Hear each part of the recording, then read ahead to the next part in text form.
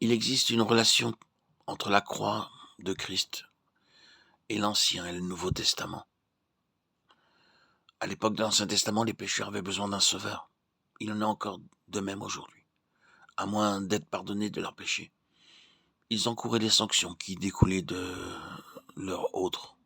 Dieu ne pouvait être injuste et pardonner à une seule nation sur la simple base de la grâce.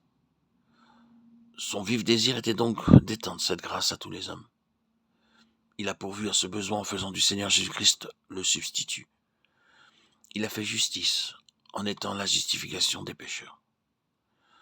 Cette voie de la substitution est illustrée dans l'Ancien Testament par tous les nombreux sacrifices. Tout pécheur qui apportait le bon sacrifice recevait en contrepartie la rémission de ses péchés. Cependant, la parole de Dieu déclare: il est impossible que le sang des taureaux et des boucs ôte les péchés. Hébreux 10, 14. C'est pourquoi, lorsque les temps furent accomplis, Dieu a envoyé son Fils dans le monde pour accomplir une rédemption éternelle. Car c'est uniquement l'agneau de Dieu qui ôte le péché du monde. Jean 1, 29. Dieu lui-même s'est procuré l'agneau, et la mort était intervenue pour le rachat des transgressions commises sur la première alliance. Hébreux 9, 15. Cette alliance est parvenue à son terme en ouvrant la voie pour une meilleure alliance. C'est parce que Dieu avait en vue le sacrifice de l'agneau de Dieu qu'il a pu agréer tous les sacrifices antérieurs qui, par eux-mêmes, ne pouvaient pas ôter les péchés. Christ, par son offrande, a satisfait toutes les exigences de justice de l'ancienne alliance.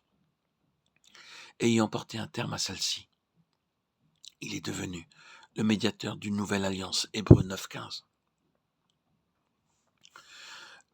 L'œuvre médiatrice de Christ a pour fondement son offrande. Voilà pourquoi il est le médiateur d'une nouvelle alliance. Sans porter atteinte à sa justice, il a été le médiateur des valeurs d'une nouvelle alliance. Car il a fait l'expiation pour tous ceux qui, à cause de leurs transgressions commises sous l'ancienne alliance, ne pouvaient hériter des promesses de Dieu. À cause de sa mort, ils ont obtenu le droit d'avoir part à l'héritage éternel.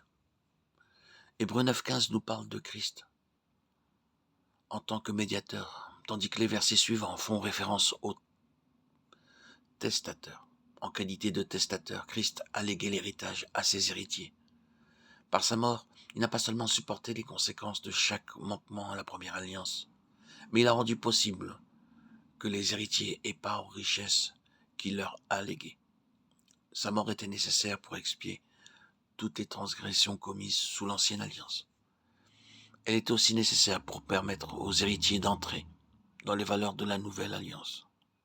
Car là où il y a un testament, il est nécessaire que la mort du testateur soit constatée. Un testament, en effet, n'est valable qu'en cas de mort, puisqu'il n'a aucune force tant que le testateur vit. Hébreux 9, 16, 17.